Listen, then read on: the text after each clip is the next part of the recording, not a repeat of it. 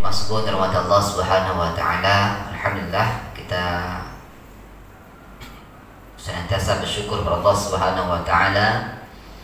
Allah masih melimpahkan rahmatnya kepada kita, kasih sayangnya kepada kita, hidayahnya, petunjuknya kepada kita, sehingga ya kita bisa hadir melaksanakan salat fardu subuh berjamaah. Kemudian kita sejenak ya iktikaf di masjid sambil menunggu datangnya syuruk ya. Nanti kita tutup dengan ya, kita isi ini dengan ya, kajian. Kemudian nanti insyaallah kita tutup dengan sholat 2 rakaat ya, dan sarapan pagi insyaallah. Luar biasa ini. Salawat dan salam senantiasa kita sampaikan kepada baginda yang mulia Nabi besar Muhammad sallallahu alaihi wasallam. Kita mengucapkan Allahumma salli ala Muhammad wa ala ali Muhammad. Sampaikan salam kita, assalamualaikum ya Rasulullah. Bapak Ibu jemaah sekalian dirahmati Allah Subhanahu wa taala, kita lanjutkan ya membaca kitab fikih sunnah ya, Muhammad Said Sabiq yang ditahqiq oleh Said Sabiq ya. Penulisnya Said Sabiq ya, ditahqiq oleh adiknya Muhammad Said Sabiq. Kita lanjutkan pembahasannya pada pekan yang lalu, masih berkenaan dengan wudu ya, wudu. Ini seharusnya Ustaz Purnalis pagi ini karena beliau ada agenda yang lain. Jadi malam tadi pada Isya datang ke rumah minta diceng ya, nanti pintu pekan depan itu Ustaz Purnalis lagi insyaallah. Kemarin sampai kepada hal-hal yang membatalkan wudu ya, hal-hal yang membatalkan wudu ya. Ada beberapa hal kemarin yang membatalkan, termasuk yang membatalkan wudu adalah kotoran-kotoran yang keluar dari dubur dan kubul, berarti dari BAK, BAB, nah gitu termasuk ya, air kencing, kotoran ya, air besar termasuk kentut ya, membatalkan wudu. Kemudian termasuk mani, wadi, mazi itu membatalkan wudu ya. Tidur nyenyak, hilang ingatan, menyentuh langsung kemaluan ya. Itu hal-hal yang kemarin yang membatalkan wudu ya. Kemudian di sini Said Sabiq menuliskan hal-hal yang tidak membatalkan wudu ya.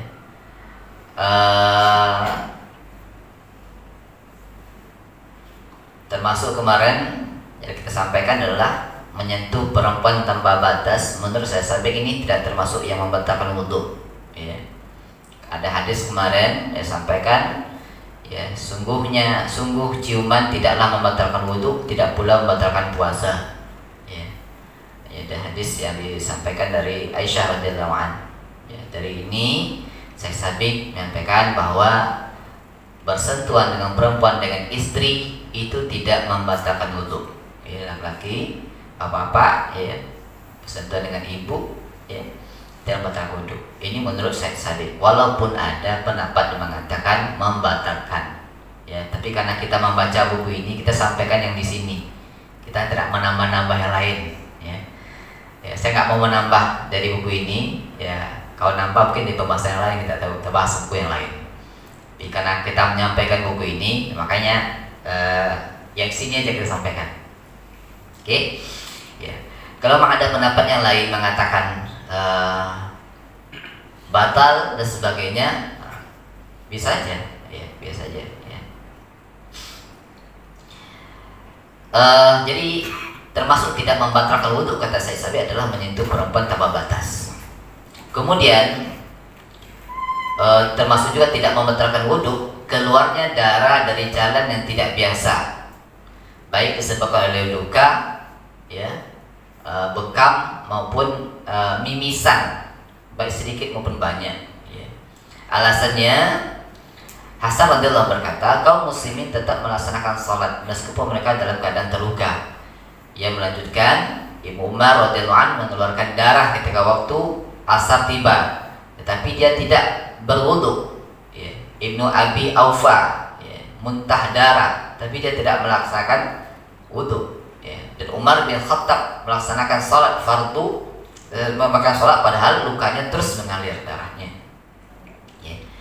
Ya, dari alasan ini maka saya sadar bukan darah itu tidak yang keluar dari tempat yang tidak biasa ya. Nah, apa bedanya tempat biasa itu maksudnya kalau ibu-ibu yang haid, nah, itu di tempat biasa maksudnya itu. Ya. Kalau gua haid, darah haid itu membatalkan. Ya. Tapi kalau luka, ya, luka itu tidak membatalkan. Misalnya tangan yang luka. Itu tidak membatalkan wudu. Seperti itu. Kalau hati terluka, kalau hati terluka, perbanyak wudu. Ya. Biar tenang ya. Ini pertanyaan berarti kalau hati terluka kudok bom. Ya. Muntah ya tadi juga ada alasannya dari hadis tadi sebutkan muntah juga terbatal wudu. Ya. Memakan daging unta ini juga ada perbedaan pendapat di sini. Ya. Di sini sebutkan oleh beliau menurut 4 imam mazhab serta menurut para sahabat tabi'in dan tabi'in, daging unta tidak membatalkan wudu. Namun ada hadis yang sahih memerintahkan untuk berwudu karena makan daging unta. Ya. Jabir bin Sumrah ya, bercerita bahwa seorang datang ke menemui Rasulullah SAW, apakah saya harus berwudu karena makan daging kambing? Rasulullah menjawab, ya, jika mau berwudulah, jika tidak maka tidak usah berwudu. Laki itu bertanya lagi, apakah saya harus berwudu karena makan daging unta? Jawab Rasulullah, ya, berwudulah. Ya. Berwudulah karena makan daging unta. Laki itu berkata lagi, apakah saya boleh sholat ya, di kandang ya, kambing? Rasulullah menjawab, boleh. Ia berkata lagi, apakah saya boleh sholat di kandang unta? Ya, Rasulullah menjawab, tidak. Ya. Dari hadis ini ada yang mengatakan makan daging unta harus berwudu. Ya. Tapi beliau menyebutkan di sini tidak harus berwudu. Ya. Kata perintah wudu ini tidak mengharuskan, ya. Tidak mengharuskan untuk berwudu. Boleh, tapi lebih baik berwudu seperti itu. Ya. Dia tidak membatalkan wudu ya. Kemudian kelima, keraguan seorang apakah berhadas atau tidak. Apakah berhadas setelah berwudu, datang ke masjid ragu. Ya, tadi di rumah berwudu, ya, berwudu dari rumah, datang ke masjid. Dia yakin nih berwudu, tadi ingat masih wudunya di situ, di tempatnya masih ingat, betul-betul yakin sudah berwudu. Terus perjalanan ke masjid, dalam perjalanan masjid sampai di masjid ragu, oh tadi udah wudu belum ya? Atau udah batal ya wudunya? Ya. Jadi keraguan seperti itu tidak membatalkan wudu. Ya, keraguan seperti itu nggak batal wudu. Kecuali yakin, oh iya tadi buang angin tadi di jalan, ya batal wudu itu. Ya. Tapi hanya ragu, ya. Keraguan itu tidak menghilangkan keyakinan yang tadi betul-betul telah kita lakukan. Gitu. Jadi nggak perlu ulang wudu lagi. Ya.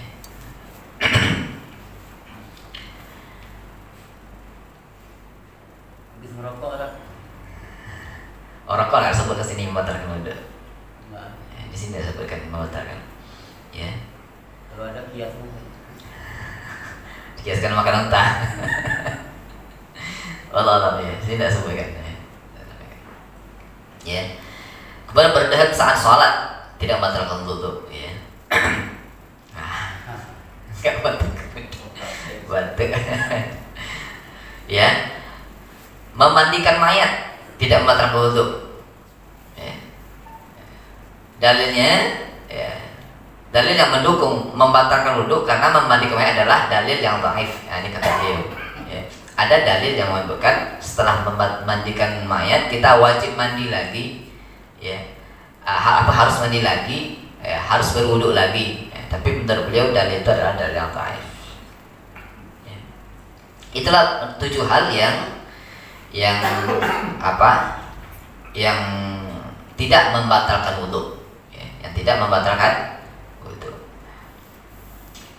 Tapi kita lanjutkan hal-hal yang mewajibkan wudu. Ya. Kemarin membatalkan, yang tidak membatalkan. Sekarang yang mewajibkan wudu.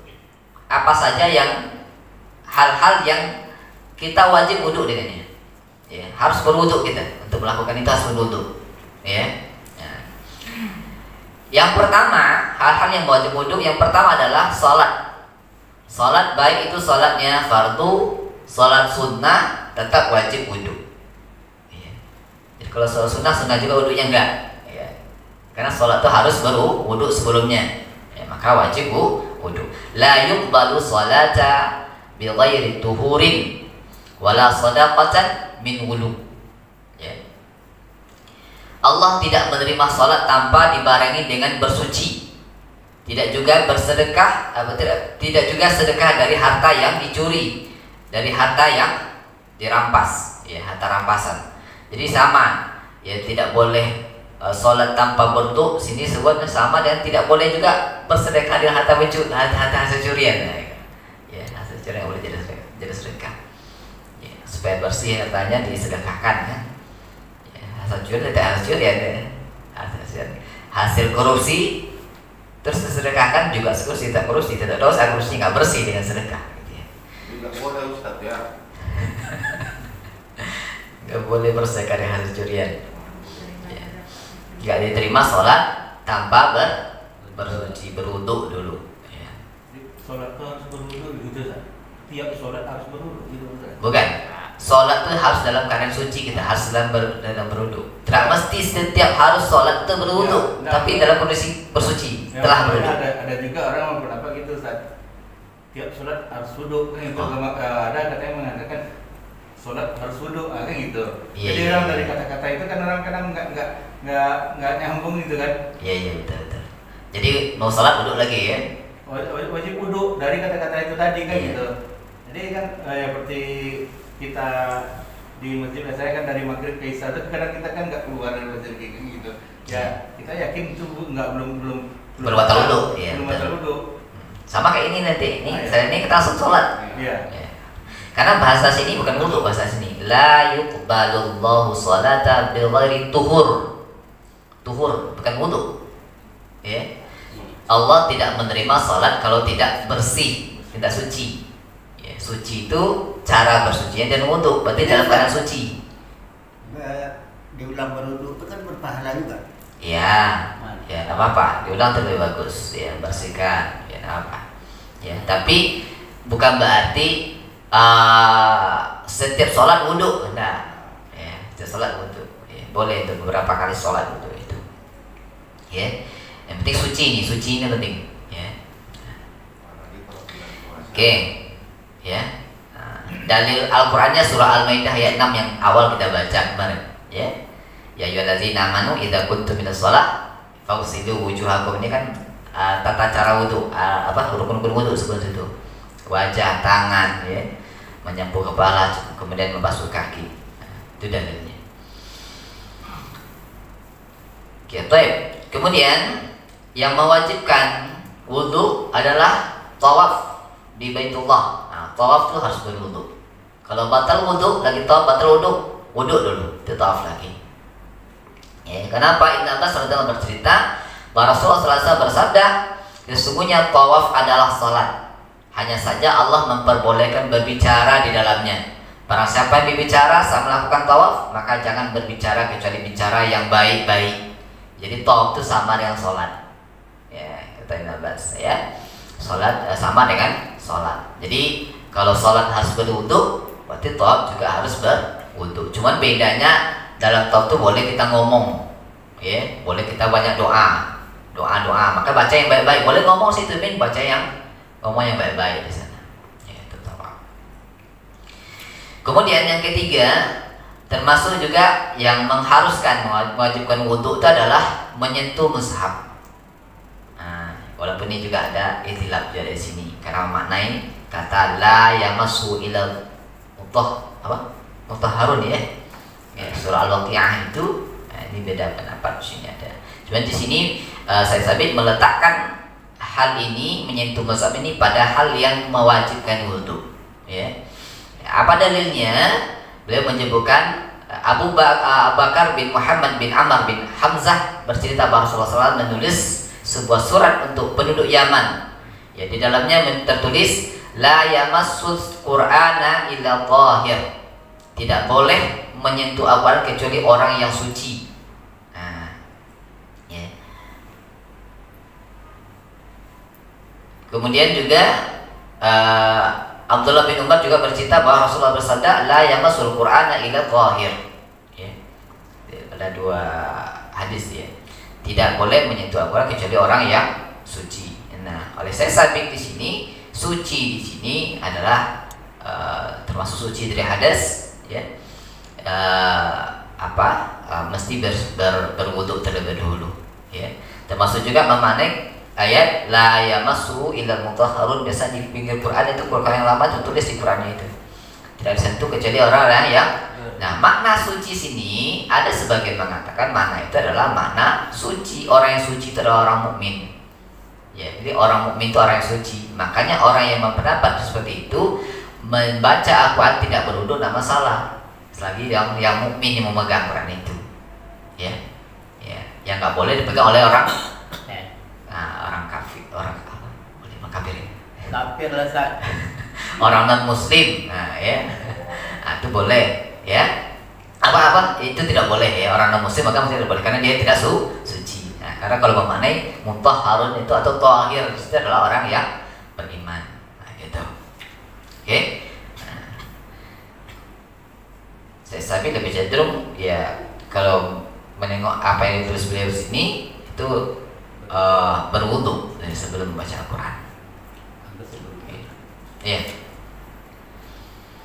Baik, itu hal yang mewajibkan wudu. Salat, tawaf, menyentuh mushaf Al-Quran. Kalau penulis mungkin Pak? Menulis, Ya, mengarang buku.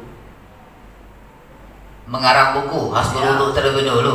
Enggak disebutkan di sini. Ya. Tidak termasuk yang mewajibkan wudu dulu sebelum menulis buku. Iya. Ya.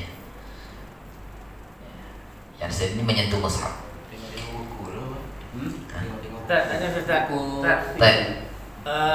Menyentuh maksudnya menyentuh Al-Quran kan. Sekarang kan zaman udah canggih nih Ustaz. Ini ada Al-Quran digital, ada Al-Quran segala macam. Kayak handphone itu ada Al-Qurannya di dalam. Iya. Jadi Al-Quran yang kita baca di handphone itu dengan Al-Quran ini mana caranya Ustaz? Sama nggak itu kira-kira? Sama. Jadi maksud kita harus bersuci itu kita harus memegang Al-Quran bendanya atau kita akan membaca Al-Quran isi Al-Qurannya kan gitu. Handphone itu Al-Quran juga tuh ada sih ya. Iya. Ya, tapi di handphone ini bukan mushaf. Handphone itu bukan mushaf. Karena sama dengan di handphone ini Al-Qur'annya kan tidak tertulis seperti kalau di Al-Qur'an yang mushaf kita pegang itu hanya Al-Qur'annya isinya. Iya betul. Ya kan? Kalau di sini kan tidak. Ini sama kayak kita punya memori, ya, memori yang ada di otak kita ada Al-Qur'an di dalamnya, gitu ya. Jadi maksud saya yang suci tadi itu kita membacanya atau kita menyentuhnya gitu kan? Kalau di sini bahasa menyentuh, karena la yamassu. Gila kalau kita membaca Al-Quran di handphone gimana kira-kira? Sewaktu kita membaca Al-Quran di handphone. Ya. Kalau menurut saya, karena sini nggak sebutkan. Kalau menurut saya lebih baik bersuci dulu, wudu dulu. Udah sama lah gitu kan. Ya. Nah, tapi di sini nggak sebutkan ya. Nah, ini walau pendapatnya beliau ini karena waktu beliau menulis ini belum ada. Nah, ya, itu. Mungkin belum ada yang seperti itu. Kiasnya. Iya. Kalau udah berwudu apa salahnya? Air banyak. Kurang air jawab, Bor. Kalau tafsir gimana Ustaz? Ya, Kalau tafsir tafsir Al-Quran itu aja isinya. kan ada Al-Qur'annya, ada terjemahannya. Al-Quran terjemahan. Ya. Kurang air jawab. Kalau yang saya pahami dari mushaf itu adalah Al-Quran yang seperti ini, yang hanya Al-Quran saja. Ya. Kalau tafsir itu beda lagi kan. Tafsir itu udah banyak yang lain di dalamnya. Ya. Tapi sebaiknya banyak berwudu, lebih baik berwudu. Ya. Bagaimana kalau Ustaz ini yang haid? Yang haid, apakah boleh memegang mushaf? Gitu. Yang Yang tafsir dan Al-Quran tadi Ustaz. Nanti ada pembahasan setelah ini. Oh. Ya, jadi siapa saja yang apa saja yang terhalang dari haid nanti ada sini pembahasannya. Nyambung membaca Al-Quran di HP tadi, nyambungnya itu. Kita misalnya kan mau tidur, cara hadap membaca Al-Quran kan ada. Cuman karena di HP kita mau tidur lupa membaca suatu surat, jadi kita saling berbaring tidur, kita baca itu di HP itu. Gimana sopan kan nggak? Adabnya membaca Al-Quran di HP. Kan baca Al-Quran hadapannya ada caranya kan ada. Ya, betul. Cuman kan mau tidur lupa membaca surat Al-Mulk misalnya. Kita baca aja di HP sambil berbaring, boleh enggak? Bolehnya boleh, cuman adabnya nggak bagus. Ya. Kalau dikatakan boleh, boleh saja. Ya. Tidak berdosa. Iya, tidak berdosa ibu baca Al-Quran di HP sambil baring nggak berdosa.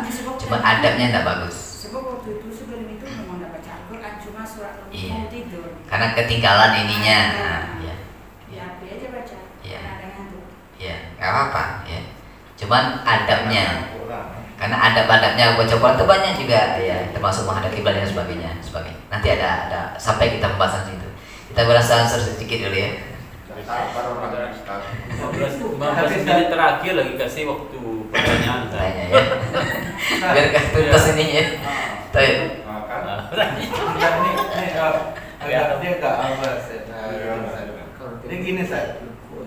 Kalau menurut apa ya kan, yang kita wajibkan untuk apa itu membaca Al-Quran. Masalahnya kan Al-Quran ini adanya kan sesudah Nabi wafat.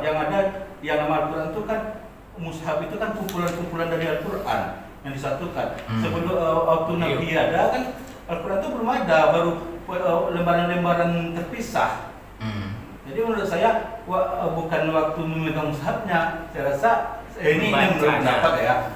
Waktu membacanya kita diapakan, masalahnya seperti kita yang kejadian seperti saat ini kan, kita membeli Al-Quran, umpama ke toko, kayak gitu. Di toko itu Al-Quran, apa kita pergi berwudu dulu? Kita mengingat secara tidak sengaja kita membeli Al-Quran. Jadi pas berwudu dulu ya. Pergi pula berwudu dulu, pergi ke apa itu kan? Ya memang secara apa ada mungkin apa kan, tapi lebih ditekankan kalau apa kan harusnya kan waktu membaca lah kayak gitu. Baik di buku, Baik di buku, di HP, maupun secara hafalan kan gitu tuh. Iya. Jadi kalau memegang mushaf, menyentuh mushaf, Al-Quran itu dikumpulkan sesudah Nabi tidak ada kan gitu. Ya itu mungkin kita bisa saja berpendapat. Kita simak baca hadisnya. Hadisnya menyatakan seperti itu. Ya, la yamassul Quran illa thahir. Tidaklah menyentuh ke Al-Quran kecuali mushaf Al-Quran kecuali orang yang bersuci. Nanti bagaimana membacanya ada setelah ini pembahasannya. Ya, lanjutkan dulu. Lanjut Ustaz. Oke, hal-hal yang disunahkan. Ya. Hal-hal yang disunahkan wudu. Ya, hal-hal yang disunahkan ya berwudu ya. Yang pertama disunahkan dalam beberapa hal ya. Wudu disunahkan dalam beberapa hal. Yang pertama berzikir kepada Allah. Sebelum kita berzikir disunahkan berwudu. Termasuk zikir itulah Al-Quran itu zikir. Membaca Al-Quran itu zikir. Jadi kalau tadi pertanyaannya wajibnya menyentuhkah atau berzikirnya? Kalau menyentuh jelas tadi. Dalilnya hadis jelas wajib menyentuhnya. Dalam menyentuh apa wajib pakai. Berzikir membacanya sunnah. Ya. Kita punya hafalan ya kan sambil jalan kita bisa baca ya kan itu kan zikir ya. Membaca Al-Quran sambil duduk kita duduk baca Al-Quran baca mengulang hafalan kita itu zikir. Sama dengan zikir. Itu sunnah wudu. Ya. Kalau dalam keadaan tidak berwudu, batal wudu boleh. Ya, tapi sunnah. Karena sambil jalan ya yang hafalan banyak itu karena sambil jalan dia baca Quran itu. Ya, baca Quran itu kan zikir, bagian daripada zikir.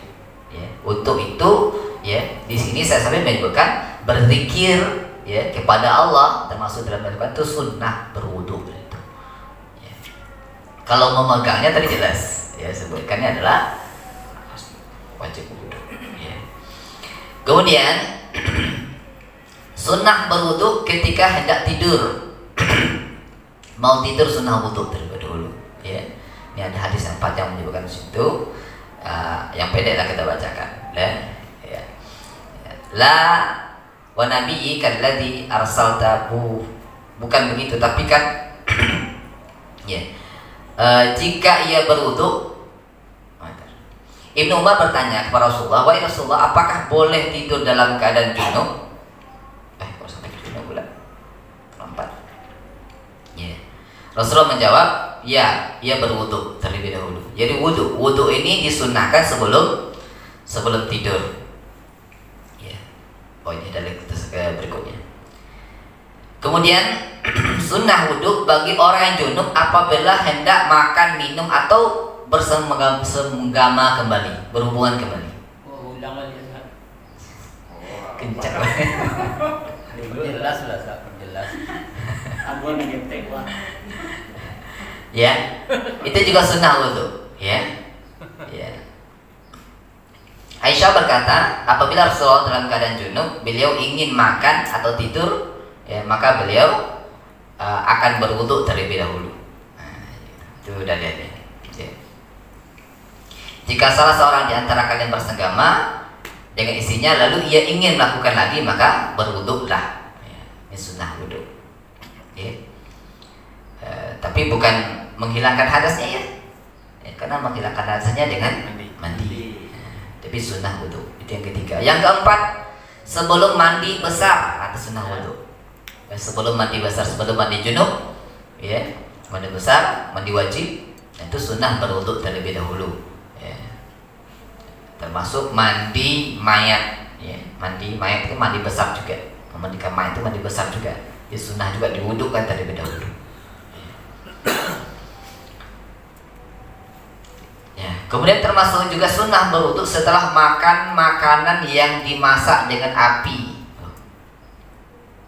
Iya, rata-rata makan kita dimasak dengan api ya. Jadi habis makan itu, maka Anda mengatakan makruh langsung sholat. Jadi sunnah, kalau makruh kan sunnah kan. Jadi sunnah berwudu setelah makan itu sunnah wudu baru sholat. Iya, sunnah. Karena makanan kita dibakar dengan api banyak rata-rata. Ya.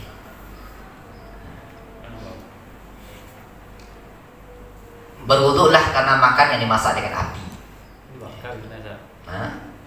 Ya, seperti ikan bakar. Iya. Makan yang dibakar, yang dimasak dengan api.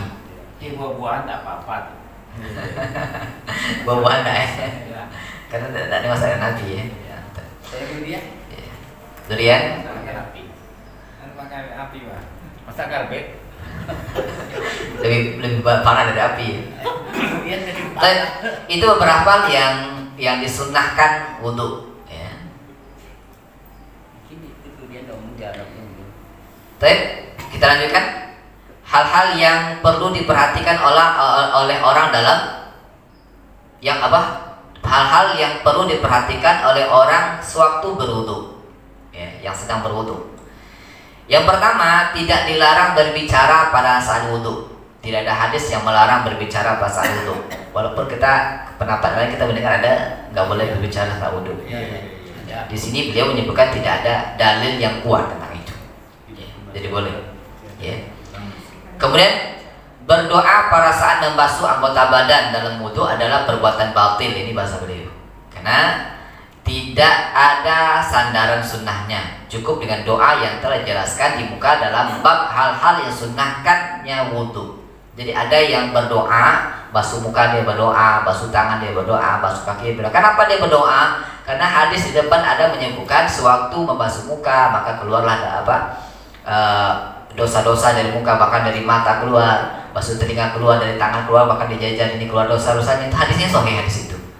Cuman hadis yang menyebutkan berdoa, basuh muka, ya Allah keluarkanlah dosa-dosa di muka saya, dari mata saya, sewaktu berwudu itu kata saya Sabiq itu tidak ada dalilnya.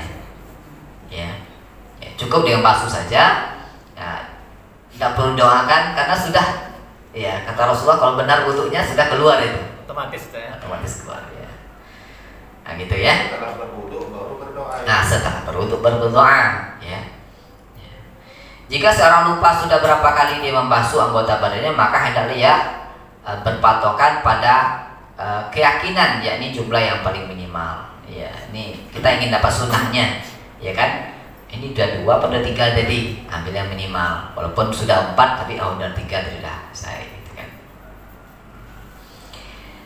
Sesuatu yang menghalangi air meresap ke dalam anggota tubuh yang harus dibasuh dalam wudhu, seperti tato yang menyebabkan wudhu tidak sah. Sementara itu warna seperti semir tidak memiliki pengaruh apa-apa dalam wudhu karena ia tidak menghalangi meresapnya air ke dalam badan. Jadi sesuatu yang menghalangi air meresap ke dalam badan itu tidak membuat wudhu kita jadi tidak sah. Tato, Termasuk tato yang menghalangi air. Walau apakah tato semua tato itu menghalangi air ke dalam? Walau saya nggak tahu. Mungkin dari bahannya yang kita bisa ini ya. Kalau cat itu Cat, ya termasuk cat minyak itu kan menghalangi itu air masuk ke dalam. Kutek itu ya Ustaz ya? Kutek apa menghalangi ya? Yang minyak ada. Iya bisa saja. Apa ya sini yang menghalangi air meresap. Nah, itu masyarakat tidak membuat menjadikan wudhu tidak jadi sah. Jadi ini Ustaz, orang yang bertato Ustaz, misalnya dia tobat, dia yang preman besar kan bertato walaupun tidak di tempat wudhunya tato dan badan misalnya itu dia junub nanti kan nak basah itu gimana tuh Ustaz? Itu banyak preman yang tobat tuh Ya tobat dulu.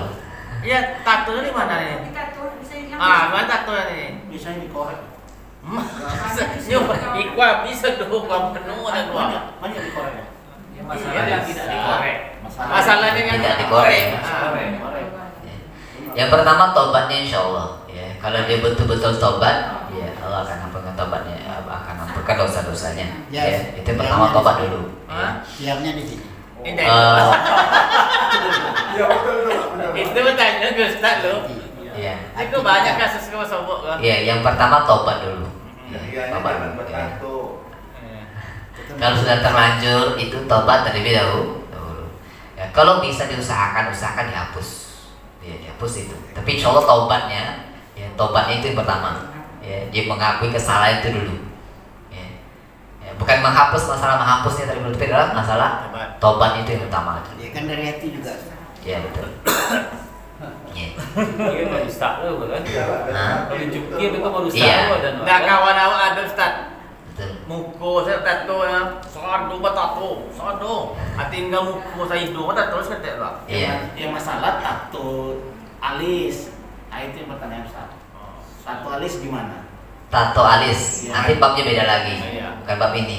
Kan Karena berubah ciptaan Allah nanti babnya. wudhunya kan tidak meresap ini. Oh, kau tidak meresap ya? Itu wanita nah Iya. kasih tato. Itu tato ya, permanen. Alis kan tato banyak. Permanen. Iya permanen. Luar biasa. Ada lagi yang tak tahu dia dulu. Iya. Dulu dia ada tahu, sekarang udah tahu tobat dia. Tobat itu yang pertama dulu.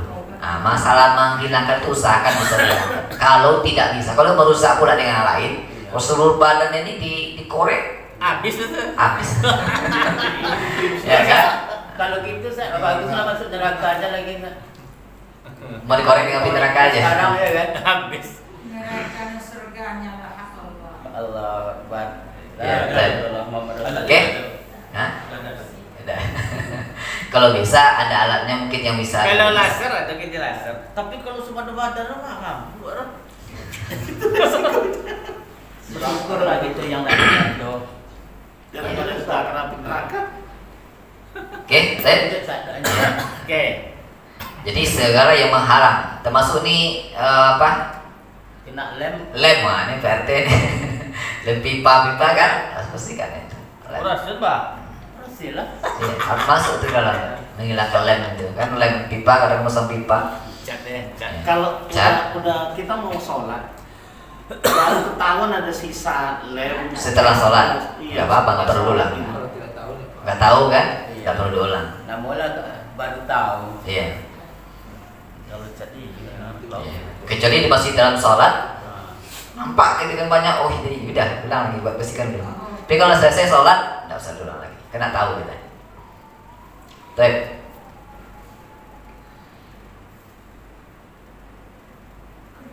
Nih, orang-orang yang mengalami istihadah orang yang sering buang air kecil, selalu ingin kentut, atau penyakit lainnya, mereka harus berwudu setiap kali akan melaksanakan sholat. Hal itu dilakukan jika penyakit tersebut selalu datang setiap waktu atau karena tidak bisa diatasi. Namun demikian sholat yang dilakukan tetap sah meski sebab-sebab di atas terjadi.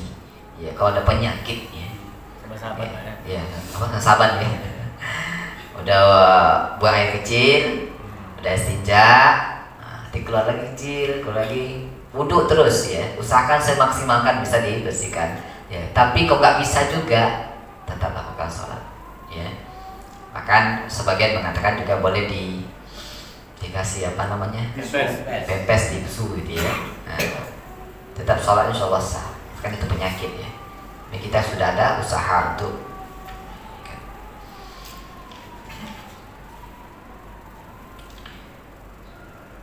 boleh minta bantuan orang lain dalam berwudu. Ya, wudu itu tidak mesti kita sendiri melakukan. Kalau kita sakit, namanya nggak bisa, boleh orang lain diminta bantukan untuk wudu. Ya. Orang yang berwudu boleh mengusap ataupun meringankan anggota tubuhnya dengan sapu tangan atau handuk, baik di musim dingin maupun di musim panas. Karena ada juga mengatakan tidak usah dilap karena menjadi saksi nanti di akhirat. Ya. Kata beliau ini boleh, tapi boleh dengan bukan wajib ya harus ya, tapi boleh. Kemudian memperbaharui wudu ini disunahkan untuk mendawamkan wudu, ya, perbanyak wudu, ya, berbaharui wudu lagi terus. Ya. Lebih baik lakukan seperti itu. Cuman Ustaz, mana hukum tadi mengelak wudu tadi Ustaz? Apa? Mengelak wudu itu boleh. Dengan anduk dan itu boleh. Ya. Misalnya gini gitu Ustaz. Boleh ya? Iya. Tapi itu berkenaan dengan wudu. Kita lanjut dengan ini. Khuf ini nggak ada di kita ya? Ada juga? Ada. Apa? Khuf. Sepatu. Sepatu waktu dingin. Sholat tadi kan pos kaki juga dia kan. Iya. Ya di waktu dingin, di waktu musim dingin, ya sepatu dingin yang khuf itu panjang melewati mata kaki dia. Ya. Boleh satu saat, ya, dalam kondisi tertentu. Kita nggak mesti buka sepatu kita, jadi usap aja sepatunya. Kita ke mandi dulu lah ya, nanti kita bahas. Ya, setelah wudu untuk membersihkan hadas itu adalah mandi. Ya.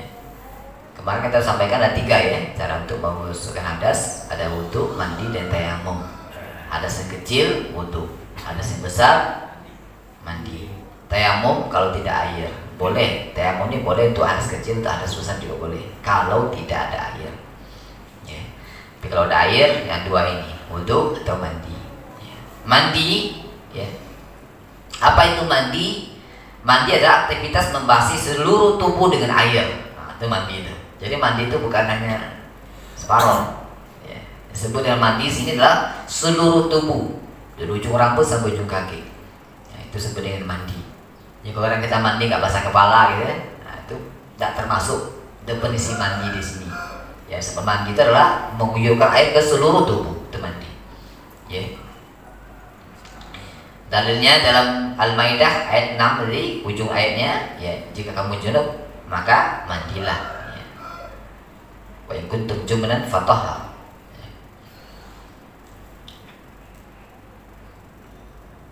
Ya.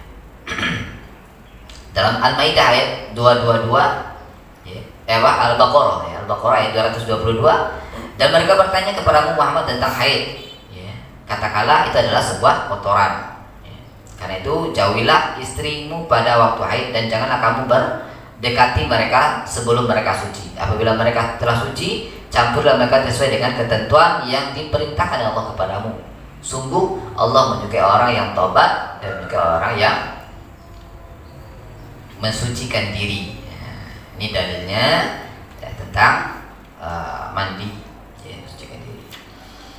Hal-hal yang mewajibkan mandi, Apa saja yang mewajibkan mandi? Yang pertama, keluar mani karena syahwat, baik dalam keadaan tidur maupun dalam terbangun, ya, lelaki maupun perempuan. Ya, ini termasuk mewajibkan mandi. Keluarnya mandi karena syahwat. Nah, ini digarisbawahi. Bagaimana kalau keluar tanpa syahwat? Ya, keluarnya bukan karena syahwat, ya, keluarnya karena cuaca dingin, sakit umpamanya, itu tidak mewajibkan mandi. Ya. Ya. Kalau keluar karena syahwat itu wajib mandi. Jika seorang bermimpi basah tapi tidak ada cairan yang keluar, maka dia tidak wajib mandi. Mimpi basah biasa kan selain senggama, mani itu keluar waktu mimpi, ya. Kalau dia mimpi, ya, tapi nggak keluar, tidak wajib mandi. Karena yang mewajibkan keluarnya itu. Ya. Ibnu Munzir mengatakan bahwa hal ini telah disepakati oleh semua ulama fikih. Ya, dalam hadis Ummu Sulaim, ya, sebelumnya telah dijelaskan pada pembahasan sebelumnya, jika tidak mengeluarkan mani, maka dia diwajibkan mandi. Jika seorang terbangun dari tidur dan menemukan cairan keluar, tetapi ia tidak ingat bahwa ia telah mengalami mimpi basah, maka ada dua kemungkinan, ya, sebagai berikut. Yang pertama, jika ia yakin bahwa itu adalah mani, maka ia wajib mandi. Ya. Jika seorang merasakan apa? Yang kedua, jika tidak yakin apakah cairan itu adalah mani, ya, atau itu bukan mani, maka sebaiknya mandi. Ya.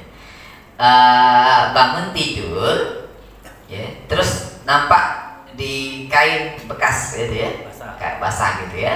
Ya. Ya, dia nggak ingat ini apakah mimpi malam tadi tidak. Ya. Tapi kalau yakin, oh ya ini mandi nih, mandi berarti dia mandi. Ya. Walaupun nggak ingat dari mimpinya, karena mandinya ada, nampak bekasnya ada. Ya. Ya.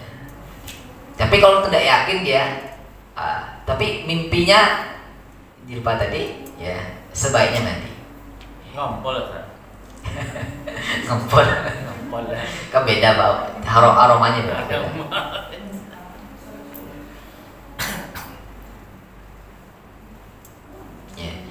Jika seseorang syahwat, ya, syahwat, ya, maninya mau keluar tapi ditahannya sampai tidak keluar, ya, sampai tidak keluar, berarti tidak wajib mandi. Walaupun syahwat tadi, karena mewajibkan itu syahwat dan keluarnya itu yang wajibkan, ya, ya. Walaupun berhubungan Ustaz. Nah, enggak, beda, berhubungan beda nanti, ya. Ini masih bab maninya, berhubungan beda, ya. Lain main, Pak.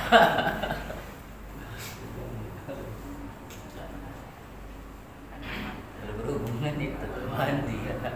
Ya, ini jika seorang menemukan mani, menemukan air mani di bekas kain, bagian apa dia pakai, entah celana, entah kain sarung, entah apa dia pakai, ada bekas air mani. Dia nggak tahu di kapan ini jadinya, ya. Nah, maka dia harus mandi, ya. Kemudian dia mengulang sholatnya, sini sebutkan mengulang sholatnya, sholat yang setelah dia tidur. Tadi dia sholat tidurnya sebelum sholat apa tadi? Pokoknya sebelum zuhur dia tidur. Berarti ulang dari tahunya nanti di setelah asar, berarti ulang dari zuhur sampai asar. Ya gitu. Jadi diambil berarti kemungkinan ini keluarnya waktu tidur. Nah, gitu. Maka diulang dari sholat yang terdekat yang tidurnya. Sholat zuhurnya ulang. Nah, sudah ulang. Tapi kalau dia mungkin bisa saja keluarnya nanti malam-malam tadi, dia sholat subuh, ya, sholat zuhur, sebelum asar dia tidur. Tahunya nanti sebelum maghrib, berarti ulang asarnya saja. Ulang dari surat subuh tidak. Nah, gitu. Ya. Ini menurut beliau. Ya. Itu yang pertama, ya, keluar mani, ya, menyebabkan mandi wajib. Kemudian kedua segama. Nah, ini kedua segama. Ya. Ya, ini maksudnya kelamin laki-laki ke penis ke dalam vagina. Itu sebuah segama, maksudnya itu sebuah segama.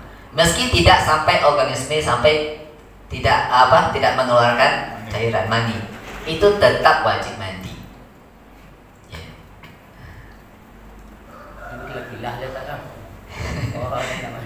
mandi tidak keluar, mandi tidak. Ya, tetap harus Mandi. Ya. Abang. Yo. Tidak ada orang yang mengingkari bahwa zina ya yang pelakunya harus dihukum cambuk adalah bersenggama atau jima meski dia tidak resmi. Tetap ya sama dengan hukum zina. Ya, zinanya kan tidak sampai keluar mani, zinanya tetap zina. Ya, dia bersenggama tanpa sah, ya kan? Ya. Walaupun keluar atau tidak keluar, hamil atau tidak hamil, tetap cambuk. Nah, begitu juga. Jadi maksudnya dikiaskan itu tadi. Jadi kalau bersenggama wajib mandi. Ya. Abu Hurairah radhiyallahu anhu bercerita bahwa Rasulullah SAW bersabda, jika seorang laki-laki sudah berada di pangkuan seorang wanita, lalu ia menyetubuhnya, maka mandi wajib dilakukan, baik organ tersebut atau tidak. Itu dalilnya jelas ya. Kemudian yang ketiga, ketika masa nifas dan haid berakhir, Allah SWT firman itu yang tadi di ayat Al-Baqarah 222 itu ya. Dan janganlah kamu dekati mereka sebelum mereka suci. Apabila mereka telah suci, campurlah mereka sesuai dengan ketentuan yang diperintahkan. Ya. Yas'alunaka 'anil haid. Apa? Ayatnya ada hafalan? Apa ya? Hafal ya? Ayat 222. Wala taqrabuhunna hatta yanhunna fa in tatahharna fa'tuhunna min haitsu amarakumullah. Ya. Kalau dia sudah suci maka datangilah mereka dari apa yang dibolehkan oleh Allah. Ya, tidak boleh mendatangi dari yang tidak dibolehkan oleh Allah. Ya. Kemudian di ujung ayat itu innallaha yuhibbut tawwabin wa yuhibbul mutatahhirin. Ya, sungguh Allah mencintai orang yang taubat dan Allah mencintai orang yang bersuci. Ya. Ya. Itu yang ketiga, yang mewajibkan mandi. Yang keempat yang mewajibkan mandi adalah kematian. Ya. Orang yang meninggal harus dimandikan. Termasuk juga yang mewajibkan mandi adalah seorang kafir yang masuk Islam. Abu Hurairah berkata, ya, bercerita bahwa Sumamah Al-Hanafi menjadi tawanan para Rasulullah SAW mendatanginya dan berkata, "Ma'indaka ya Sumamah, apa yang engkau miliki wahai Sumamah?" Sumamah berkata, "Jika engkau membunuhku, maka sebenarnya engkau membunuh seorang yang zimmi." Zimmi ini apa? Orang kafir yang sudah tunduk kepada hukum, kepada aturan Islam ya. Dan jika engkau berbelas kasih kepadaku, maka sesungguhnya engkau telah memberikan kasih kepada orang yang pandai bersyukur. Dan jika engkau menginginkan harta, maka aku akan memberikan apa yang engkau mau. Pada saat itu para sahabat Rasulullah lebih menginginkan harta tebusan. Mereka berkata, apa yang kita peroleh dengan membunuh orang ini? Lalu Rasulullah SAW meninggalkan Sumamah. Tidak lama kemudian Sumamah masuk Islam. Kemudian dibebaskan dan diperintahkan pergi ke taman Abu Talha untuk mandi. Ya, Sumamah mandi dan melaksanakan sholat 2 rakaat. Rasulullah SAW berkata, sungguh baik keislaman saudara kalian ini. Ya, jadi gitu. Jadi Islam Sumamah itu disuruh mandi. Ya, di mandi sini wajib menurut ya, pendapat ini. Ya. Mu'alaf maksudnya Pak? Iya. Baru masuk Islam tuh mandi. Ya, setelah dia masuk Islam. Baca syahadat dulu baru mandi atau mandi dulu baru syahadat? Syahadat Iya. dulu. Syahadat dulu baru mandi. Dikatakan Islam setelah bersyahadat. Ya, dikatakan Islam. Tapi dia masuk Islam, sebelum masuk Islam tuh mandi dulu. Ya, mandi baru dia mengucapkan 2 kalimat syahadat. Ya.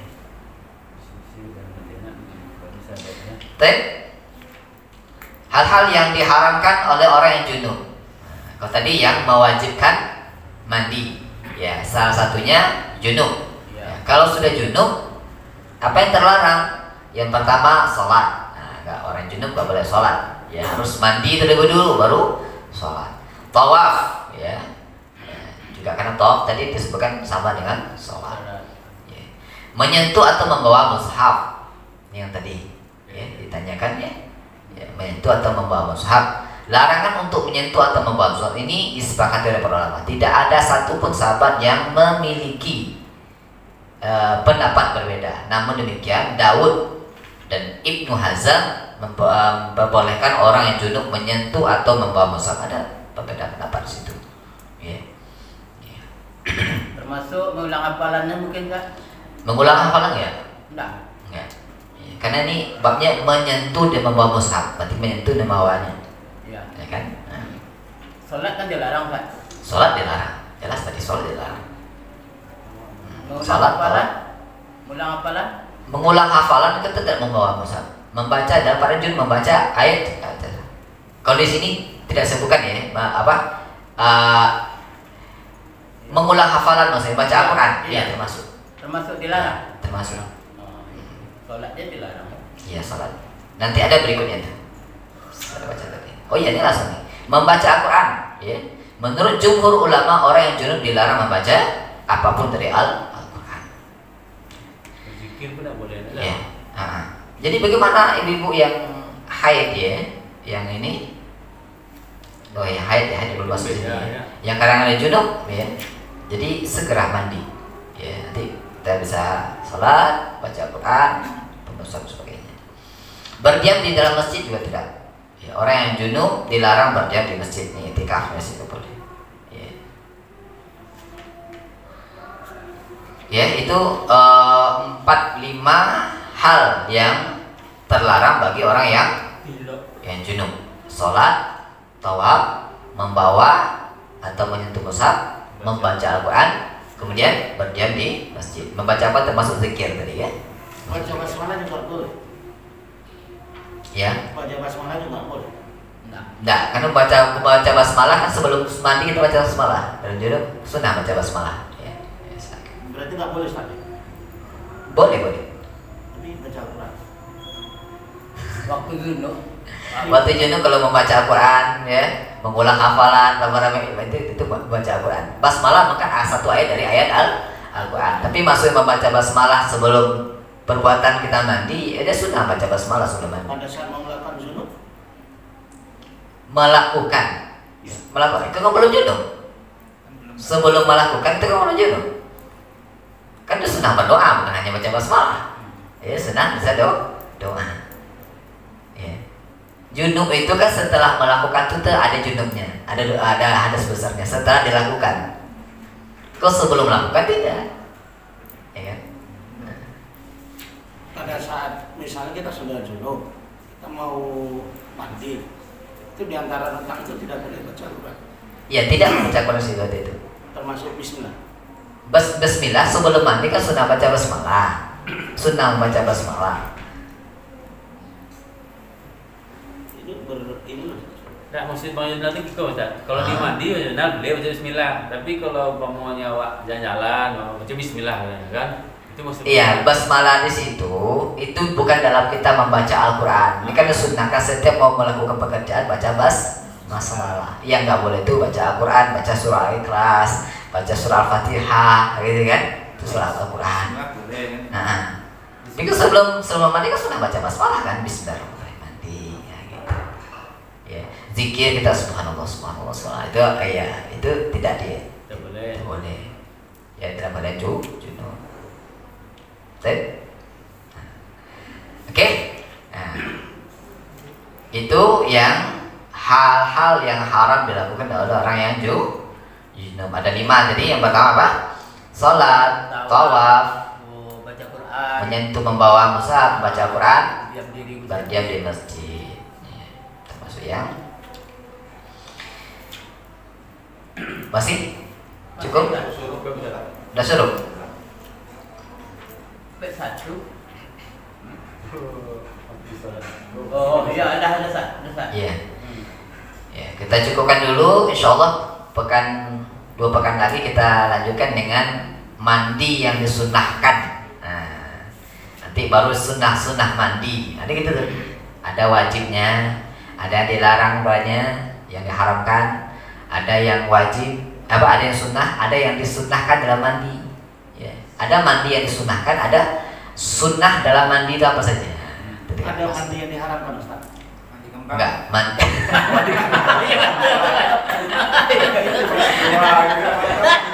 Mandi kembang dilarang Ustaz. Haram Ustaz. Iya. Pakaiannya pakai baca-baca ya. Di kembang pakai baca-baca, pakai dukun-dukun ya. Oh, dia diharamkan. Haram kan? Mani mandu enggak juga dia tahu. Madu manis bang. Enggak bagus dimakan lagi. Mesambut. Tercukupkan insyaallah ya. Pekan depan kita answer nih buku tebal nih mudah-mudahan bisa selesai menjelang Ramadan saya insyaallah. Terus ini kita nyoba dulu Ustaz. Tapi nanti kalau bisa nanti 1 bulan menjelang Ramadan kita pindah ke bab puasa supaya ada bekal kita untuk melaksanakan puasa. Ya. Selesai ini sampai Kalau tiap minggu taman itu Ustaz. tiap minggu taman ya. Minggu sekali nggak taman. Minggu sekali ya. Mungkin nanti sampai mandi kita stop dulu ya. Nanti setelah mandi kan sholat nih. Ya, jadi sebelum sholat kita lompat ke puasa dulu karena persiapan kita untuk Ramadan. Ya, Ramadan tinggal 12 setengah lagi ya. 2 bulan lagi ya kurang ya. Semoga Allah sampaikan umur kita sampai ke Ramadan nanti. Apa itu kan enggak pandemi lu balik. Pandemi puasa tapi dah. Pandemi tidak menghalang kita untuk berpuasa. Gak ada musuh ya. Ini pandemi gak puasa kan. Nanti kalau gitu. Baik, itu saja mungkin. Assalamualaikum ya. Mohon maaf kalau ada kehilafan, kekurangan atau pertanyaan yang belum maksimal dijawab ya.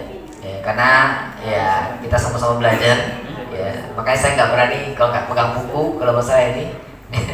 Kalau masalah fikih harus pegang buku kita. Iya, nanya ulang. Itu saja mungkin. Assalamualaikum warahmatullahi wabarakatuh.